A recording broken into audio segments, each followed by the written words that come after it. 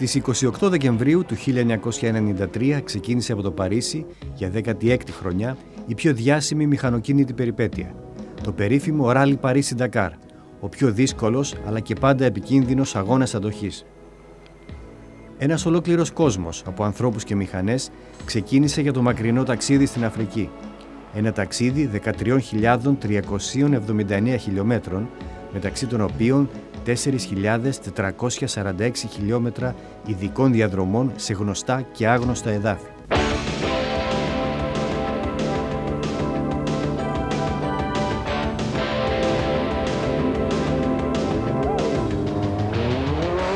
...96 αυτοκίνητα, άλλες τόσες μοτοσικλέτες, 28 φορτηγά και 39 αυτοκίνητα υποστήριξης μέσω Ισπανίας πέρασαν στο Μαρόκο και μετά στη Μαυριτανία, έχοντας ως προορισμό την πρωτεύουσα της Σενεγάλης, τον Ντακάρ.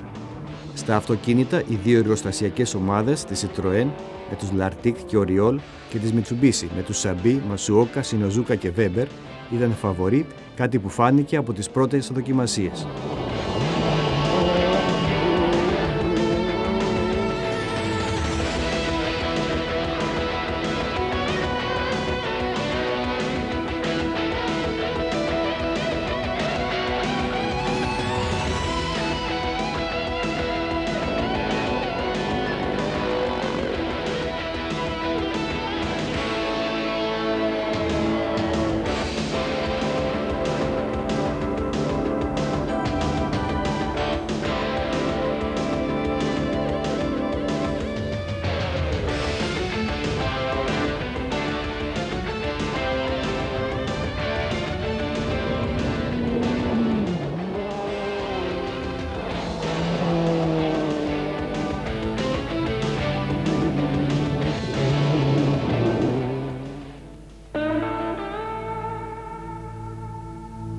Φυσικά, τα απρόοπτα σε έναν τόσο απρόβλεπτο αγώνα είναι πάντα μέσα στο πρόγραμμα, αφού η άγνωστη και αφιλόξενη έρημος κρύβει αμέτρητες παγίδες.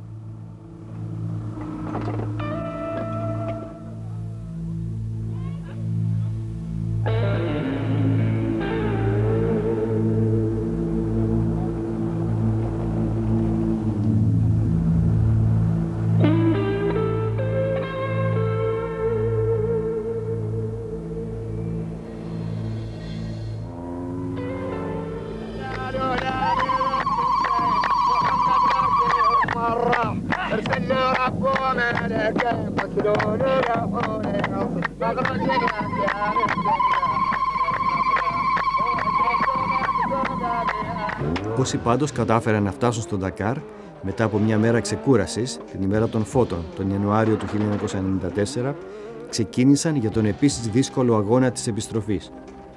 Γιατί η διοργάνωση εκείνης της χρονιάς είχε τερματισμό στο Παρίσι.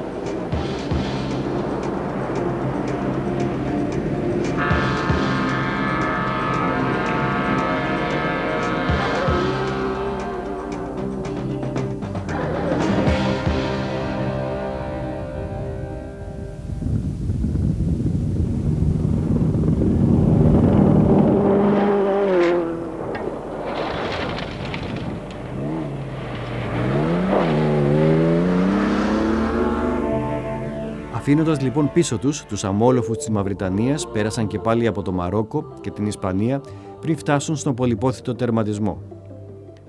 Από τα 259 οχήματα που βρέθηκαν στην εκκίνηση, μόνο 114 κατάφεραν να επιστρέψουν μετά από 20 ημέρες στην γαλλική πρωτεύουσα. 57 αυτοκίνητα, 47 μοτοσικλέτες και 10 φορτηγά.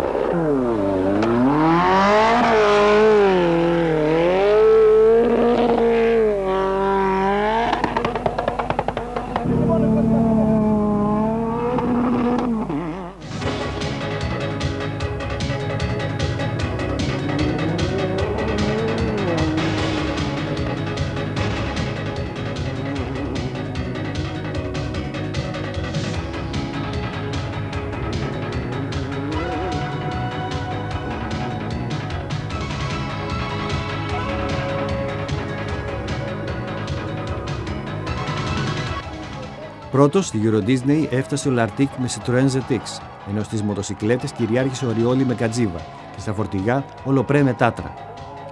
Όλοι τους φυσικά γνώρισαν στιγμές αποθέωσης στον τερματισμό, ο οποίος πάντα αποτελεί μια μορφή νίκης για όσους συμμετέχουν στο ράλι Παρίσι-Ντακάρ.